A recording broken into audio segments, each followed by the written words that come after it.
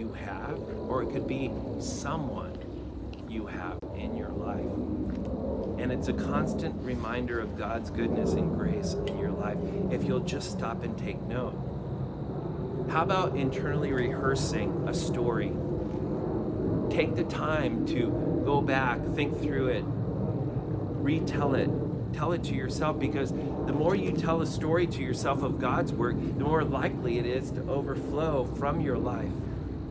You know, today you can even etch it in glass. You can get a special memory. Purchase something in memory of something that had happened, so that when others come over to your home, and that doesn't happen quite as often today, but it will in the future, I believe. Or put something in your front yard, and your neighbors might recognize it and ask you, what's this about? And then you might be able to retell a story. We need to set aside time monthly, quarterly, annually to remember.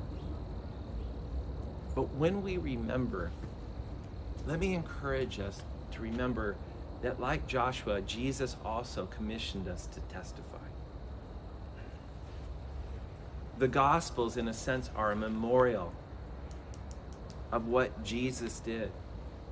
You know, at the end of John's Gospel, this is what he writes: Jesus performed many other signs in the presence of his disciples, which are not recorded in this book, but these are written that you may believe that Jesus is the Messiah, the Son of God, and that by believing you may have life in his name. Later in chapter 21, he says, this is the disciple who testifies to these things and who wrote them down. We know that his testimony is true. You know, ultimately, the testimonies that you tell points to God's work, and ultimately for all of us who believe, our lives are meant to pour towards Jesus, the one who was prepared for burial by the woman who broke the alabaster jar, but also the one who didn't remain in the grave but rose again, and others testified to seeing him alive. And church, today we have the opportunity to give this testimony over and over again, through God's work in our lives immediately, and through the work that God has performed in generations before. In conclusion, here in your notes, I want to say, let's experience and testify to God's work together. You know, as a community, that's my heart, is that our individual stories and our stories together would give us a testimony to the world. Let's experience and testify to. Let's experience and testify to God's work. What? Together.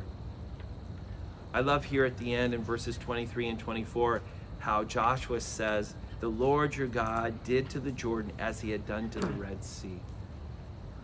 And when he had dried it up before us until we crossed over, he did this so that all the peoples of the earth might know that the hand of the Lord is powerful, so that you might also, and so that you might also fear the Lord.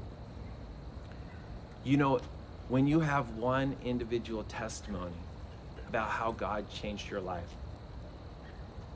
it might mean that others would say, well, that's good for you.